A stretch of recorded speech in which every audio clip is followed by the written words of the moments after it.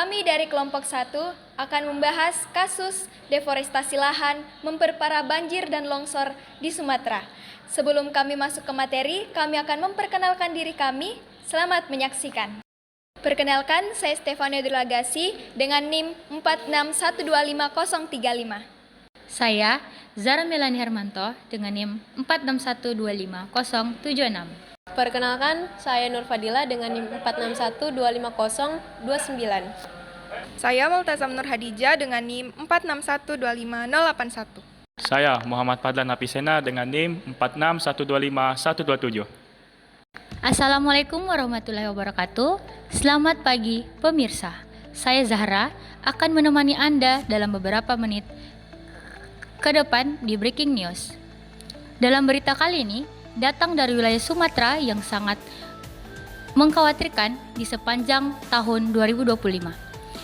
Dalam banjir bandang dan longsor terjadi lebih sering dan lebih ekstrim. Banyak yang menunjuk deforestasi sebagai biang keroknya. Sebenarnya, apa saja sih faktor penyebab dari deforestasi di Sumatera yang kian mengkhawatirkan dan bagaimana solusi yang dapat diberikan? Berikut laporan selengkapnya. Baik, saya sudah bersama dengan narasumber pertama kita. Saya bersama Multazam Nur Hadijah. Baik, Multazam, menurut Anda apa sih yang menyebabkan adanya deforestasi lahan di Sumatera? Jadi menurut saya, faktor penyebab deforestasi di Sumatera antara lain yang pertama, ekspansi perkebunan sawit, yang dimana perluasan perkebunan yang melebihi batas daya dukung lingkungan. Selanjutnya, produksi kayu yang tinggi. Sumatera ini menyumbang 75% produksi kayu bulat nasional. Selanjutnya, tekanan ekonomi, yang dimana peningkatan IPM dan pembangunan yang memicu eksploitasi dan lahan. Dan yang terakhir, tata kelola yang buruk, yang dimana lemahnya pengawasan izin dan pemanfaatan hutan. Mungkin sekian dari saya. Baik, terima kasih atas jawaban yang telah diberikan. Kita ke narasumber berikutnya. Baik, saya sudah bersama dengan narasumber berikutnya. Saya bersama Nur Fadila. Baik, Nur Fadila, menurut Anda apa sih yang menyebabkan adanya deforestasi lahan di Sumatera? Ya, menurut saya penyebab deforestasi di Sumatera itu karena pembukaan lahan sawit yang cukup besar, produksi kayu yang tinggi, dan penguasaan hutannya yang masih lemah. Selain itu, faktor ekonomi juga membuat banyak pihak lebih fokus pada keuntungan tanpa mempertimbangkan dampak lingkungan jangka panjang. Jadi akibatnya hutan kehilangan fungsi alaminya sebagai penyerap air dan penahan erosi. Jadi ketika hujan deras turun, air tidak terserap dengan baik dan langsung mengalir deras ke pemukiman. Sehingga banjir dan longsor makin sering terjadi setiap tahunnya.